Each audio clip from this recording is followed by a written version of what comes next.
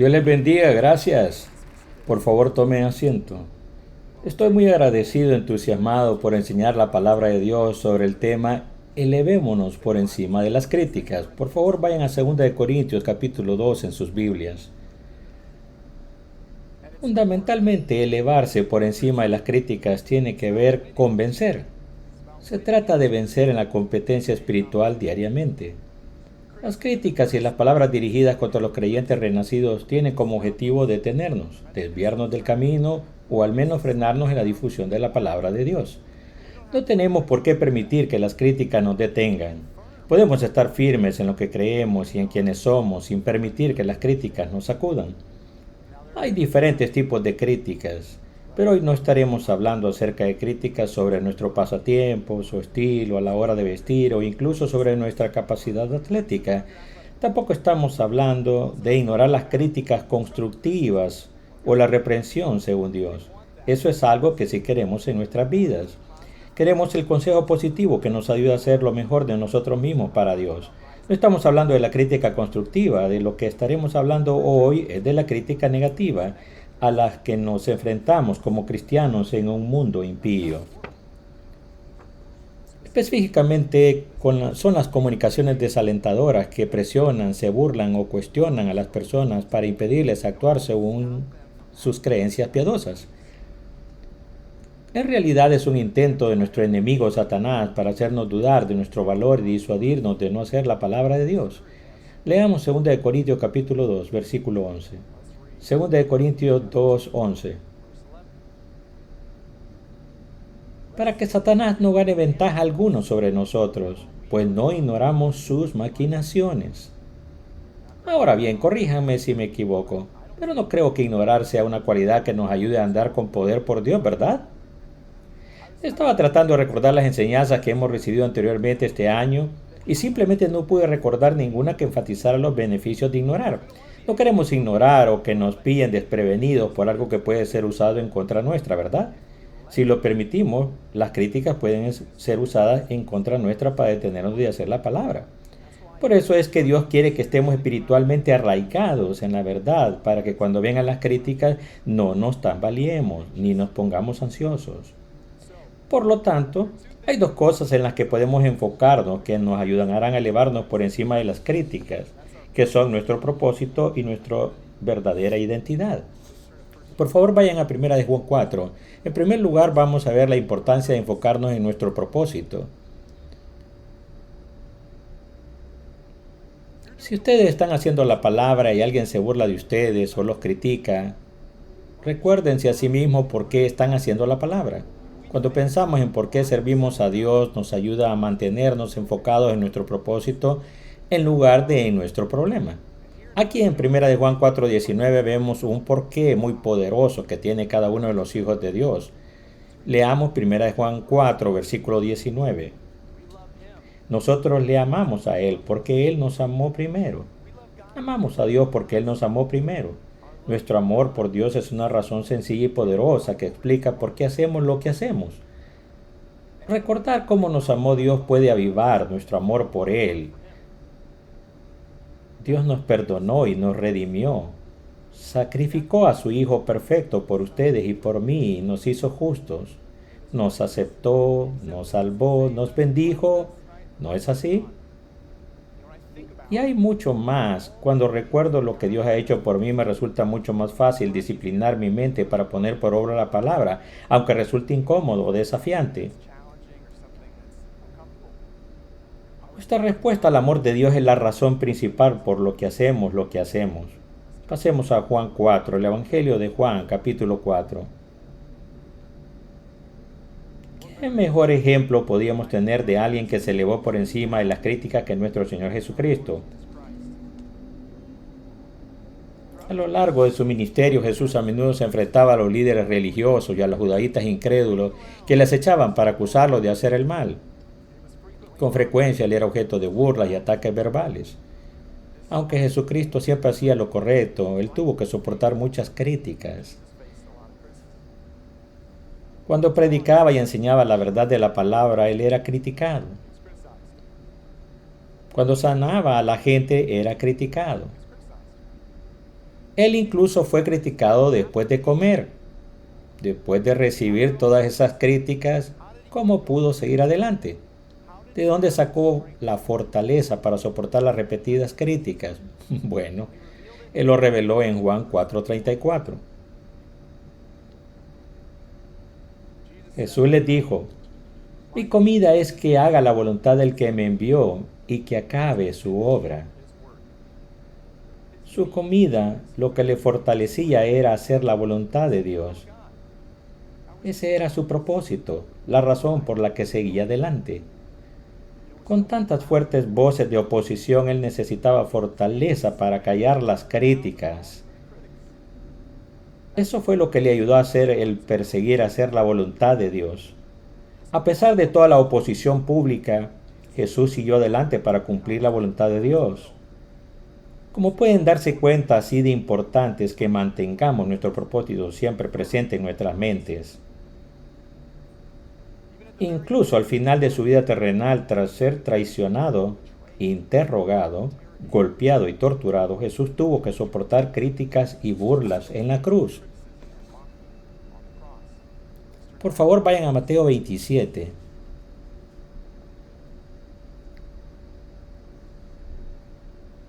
La cruz en sí tenía como objetivo avergonzar a Jesús. La crucifixión era la muerte reservada para los criminales, no la muerte de los hombres piadosos.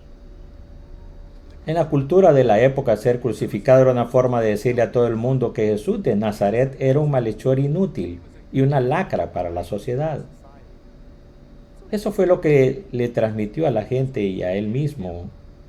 Y luego, mientras colgaba en la cruz, la gente se burlaba de él repetidamente. Sigamos en Mateo 27, versículo 39. Y los que pasaban le injuriaban meneando la cabeza y diciendo, tú que derribas el templo y en 3 días lo reedificas, sálvate a ti mismo. Si eres el Hijo de Dios, desciende de la cruz. De esta manera también los principales sacerdotes, escarneciéndole con los escribas y los fariseos y los ancianos, decían, a otro salvó, y a sí mismo no se puede salvar. Si es el Rey de Israel, descienda ahora de la cruz y creeremos en él. Confió en Dios, líbrele ahora si le quiere, porque ha dicho, soy Hijo de Dios. ¿Merecía Jesucristo ser ridiculizado y crucificado? No, en absoluto. Recuerden, él no había hecho nada más que amar a las personas, sanarlas y proclamar la verdad de Dios. Y sin embargo, múltiples grupos de personas se burlaban de él mientras agonizaba. Debido a que estamos firmes por Dios, es posible que a veces nos enfrentemos a las críticas y a la oposición. Cuando esto ocurre, recordamos el gran amor de Dios que Dios tiene por nosotros. Recordamos lo que Él nos ha llamado a hacer y el impacto que cada uno de nosotros puede tener a medida que difundimos su palabra de una persona a otra sobre el mundo. Pasamos a Hebreos 12. Hebreos 12 es una escritura magnífica que ilustra el poder de tener un propósito.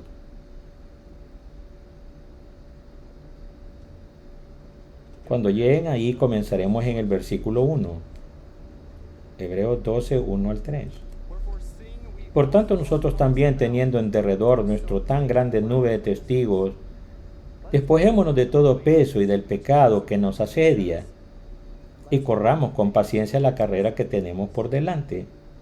Puestos los ojos en Jesús, el autor y consumador de la fe, el cual por el gozo puesto delante de él sufrió la cruz, menospreciando el oprobio, y se sentó a la diestra del trono de Dios. Considerad aquel que sufrió tal contradicción de pecadores contra sí mismo, para que vuestro ánimo no se canse hasta desmayar. Fue por el gozo que fue puesto delante de él lo que le ayudó a Jesús a sufrir la cruz y a menospreciar o ignorar el oprobio. Él sabía que daría su vida en rescate por muchos. Fue la dulce victoria que él lograría para Dios y la humanidad lo que le ayudó a soportar la humillación de la cruz. Nosotros también podemos hacerlo si mantenemos nuestro propósito siempre presente en nuestras mentes. Veamos otro aspecto importante en el que queremos enfocarnos. Vayamos a 1 de Juan 3. Antes les mencioné que Satanás quiere que dudemos de nuestro valor propio y disuadirnos de hacer la palabra. Nosotros podemos hacer frente a esto fortaleciendo nuestra creencia en nuestra verdadera identidad espiritual. Cuando tenemos confianza en quien nos ha hecho Dios, este tipo de ataques ya no nos afectan tanto. Primera de Juan 3, versículo 1. Mirad, cuál amor nos ha dado el Padre para que seamos llamados hijos de Dios. Por esto el mundo no nos conoce, porque no le conoció a Él. Amados, ahora somos hijos de Dios. Si usted es renacido, felicitaciones, usted es un hijo de Dios.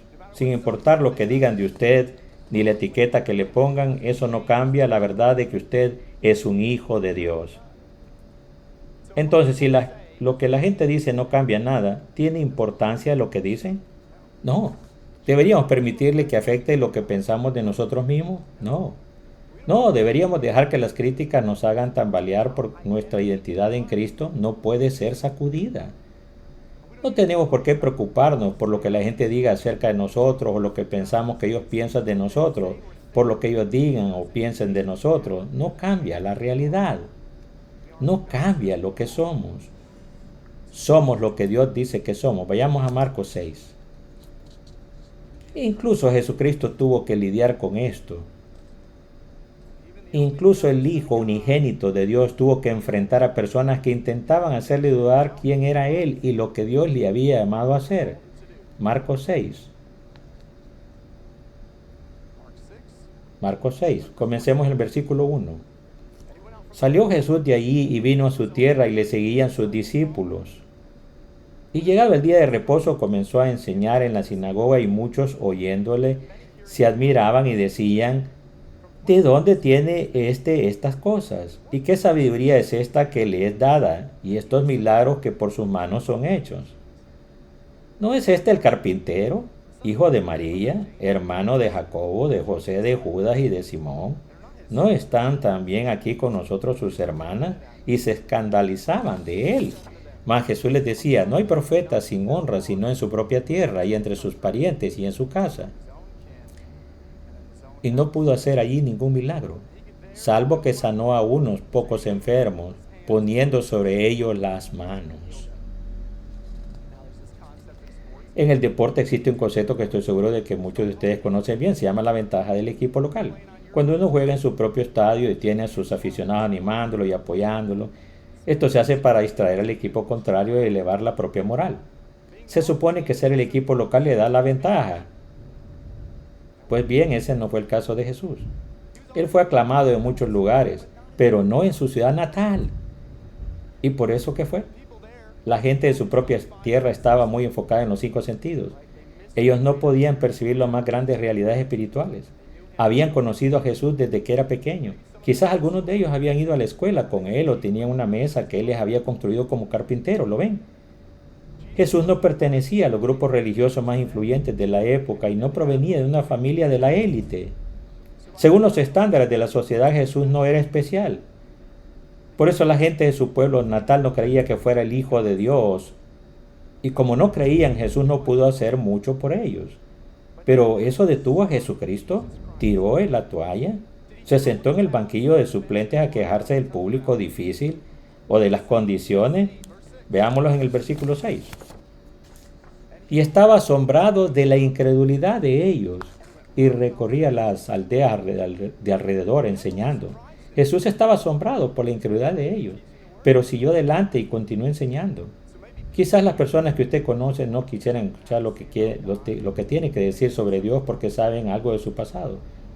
Quizás no respeten su trabajo, formación académica, su coche o su estatus social. ¿Qué hacemos al respecto? Andamos en amor y seguimos difundiendo la palabra. Le hablamos a otras personas, seguimos buscando necesidades en otros lugares. A pesar de lo que algunas personas puedan pensar de nosotros, seguimos confiando en quienes somos realmente, hijos del Dios Todopoderoso. Esa es nuestra verdadera identidad. Me gustaría que echáramos un vistazo a la primera parte del versículo 3. ¿No es este el carpintero? ¿El carpintero? Interesante. Así se referían a Jesucristo, el Hijo de Dios, el carpintero. No sé. No le decían el sanador, el profeta, el maestro, el hombre de Dios. Le decían el carpintero, no me malinterprete. Tengo amigos que son carpinteros y respeto enormemente la carpintería como oficio y como habilidad. Me gusta tener un buen atril de madera, ¿verdad? Pero en esta afirmación están criticando a Jesús al ponerle una etiqueta que cuestiona su verdadera identidad espiritual. Sí, sí, Jesús había trabajado como carpintero profesional, pero ellos no estaban tratando de promocionar sus habilidades en el trabajo en madera. Estaban intentando socavar su autoridad espiritual y dañar su reputación. Las etiquetas negativas tienen como objetivo atribuirnos ya sea una identidad falsa o del mundo para disuadir a otras personas de escucharnos o para que nosotros mismos nos desanimemos. Ahora bien, Ahora bien, tengo una lista aquí de algunos de los nombres, etiquetas y calificativos que le atribuían los adversarios de Jesús. Escuchen esto: comilón, borracho, amigo de los pecadores, blasfemo, engañador y endemoniado.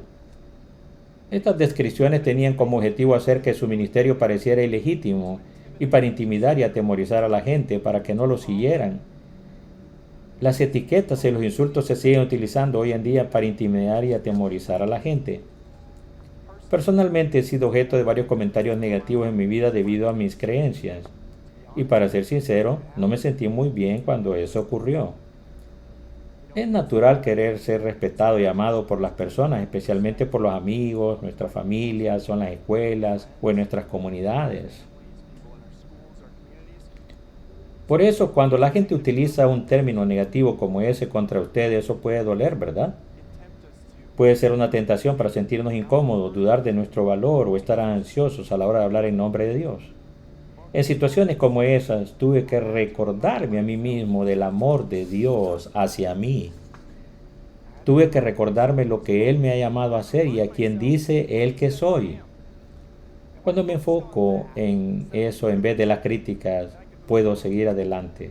Y no seguir adelante tímidamente o avergonzado, sino que pude seguir adelante con mi cabeza en alto porque sabía lo que Dios decía que yo era y eso es lo que importa realmente.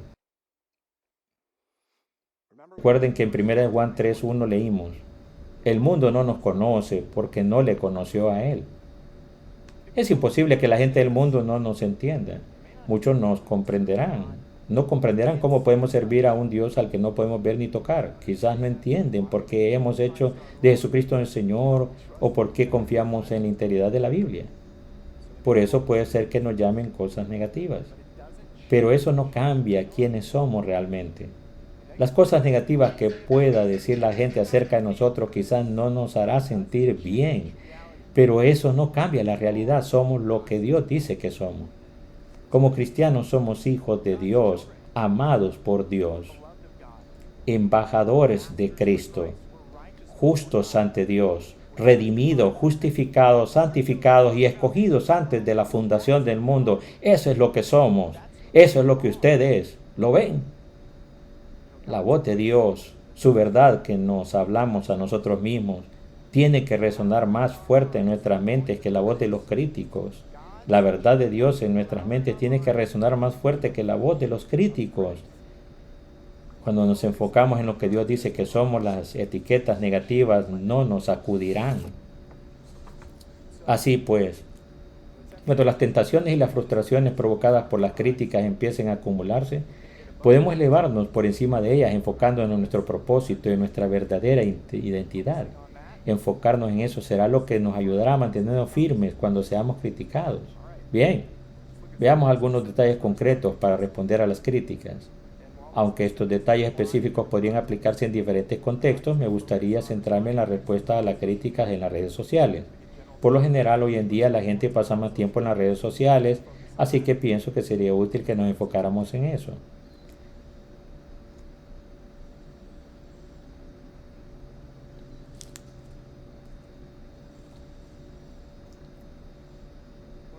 Vayamos a Romanos capítulo 2. Cuando respondemos a las críticas, lo primero que deberíamos considerar es el provecho o el fruto de lo que vamos a decir. Tómese un tiempo para pensar antes de publicar. Nuestras palabras tienen un efecto. Y si dejamos que las emociones gobiernen lo que decimos, es probable que recibamos respuestas emocionales a lo que expresamos. Incluso podríamos meternos en una discusión que no tiene sentido. Es una tentación querer ganar una discusión, ¿verdad? Sí, me siento tentado a entrar en una discusión. Me recuerdo a mí mismo lo que no dice Hechos 1.8. No dice, esto es lo que no dice en Hechos 1.8. Pero recibiréis poder cuando el Espíritu Santo, el don, venga sobre vosotros. Y ganaréis discusiones por mí. No dice eso, ¿verdad? Debemos ser testigos. No ganadores de discusiones. Los que discuten no ganan corazones. Los testigos sí. Estamos buscando una pelea, estamos buscando provecho. No queremos pelear, queremos que sea de provecho. Leamos Romanos 12, 2.4. Romanos 2.4. O menospreciar las riquezas de su benignidad, paciencia y longanimidad, ignorando que su benignidad te guía al arrepentimiento. La benignidad de Dios es lo que convierte los corazones, no nuestras respuestas ingeniosas ni nuestra inteligencia. Independientemente del tono o la actitud a la que estamos respondiendo, podemos procurar hablar con el amor de Dios y mostrar a las personas la benignidad de Dios. Reconozco que existe la tentación de responder bruscamente cuando alguien nos critica. La tentación es defendernos o demostrar nuestra lógica, pero si nos dejamos enfrascar en una discusión infructuosa, probablemente estemos haciendo más daño que bien. Antes de responder a alguien, intento pensar si lo que estoy a punto de decir tendrá un efecto positivo. He aquí dos preguntas que podemos hacernos antes de responder a las críticas. La clave es que tenemos que ser francos con nosotros mismos, ¿ok? Bien, la primera pregunta. ¿Mi respuesta tiene la intención de ayudar amorosamente a esa persona para que vea la perspectiva de Dios o solo procuro demostrar que está equivocada? ¿Mi respuesta tiene la intención de ayudar amorosamente a esa persona para que vea la perspectiva de Dios o solo procuro demostrar que está equivocada? Pregunta número 2. ¿Mi respuesta hará que esta persona piense que los cristianos son amorosos y sensatos o que son tercos y groseros? ¿Mi respuesta hará que esta persona piense que los cristianos son amorosos y sensatos o que son tercos y groseros? Hoy en día en las redes sociales podemos ver más opiniones de más personas de las que hemos visto en toda la historia de la humanidad. Eso significa que es mucho más probable que nos veamos algo contrario a Dios o algo antagonista. A esto hay que añadir el hecho de que también es muy fácil responder rápidamente con algo que todo el mundo puede ver. Bueno, esto es algo que conviene recordar. No es necesario responder de inmediato. No es necesario responder de inmediato. Una respuesta reflexiva y sin emociones suele dar el mejor resultado. Si solo nos están provocando para envolvernos en una discusión, entonces ni siquiera tenemos que responder. A veces no responder es la mejor respuesta. No es necesario defender la verdad. La verdad no necesita ser defendida. Ahora, no estoy diciendo, Taylor no le está diciendo que debamos guardar silencio cuando se trata de guiar a las personas hacia Dios. Pero eso no significa que tengamos la obligación de responder cada vez que alguien nos desafía. Esto podría ser otra idea para considerar. Si se siente frustrado por las conversaciones que está teniendo con alguien en las redes sociales, sálgase de las redes sociales e intente hablar con esa persona cara a cara. Invita a la persona a conversar mientras toma un café o invítela a comer. Si esa persona no está de acuerdo con algo en lo que usted cree, entonces pregúntele en qué cree y por qué. Trate de mirar más allá de las apariencias y emociones y procure mirar el corazón de esa persona. Crea tener una oportunidad para traer a esa persona más cerca a Dios. Recuerde que antes de que el apóstol Pablo se convirtiese en cristiano era un crítico y perseguidor de los seguidores de Jesucristo. Así que es posible alcanzar a los mayores críticos. Eso es lo que yo llamo elevarse por encima de las críticas y alcanzar a las personas con la palabra. Pasemos a Romanos 12.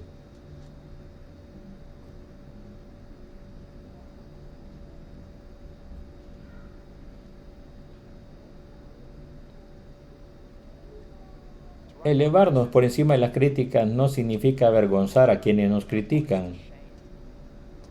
No significa que respondamos con críticas a quienes nos critican. Significa que no nos detienen.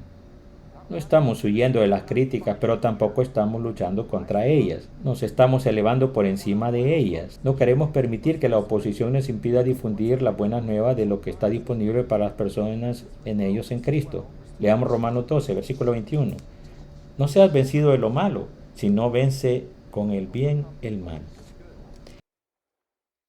Vencer a nuestro adversario espiritual con el bien es nuestra responsabilidad.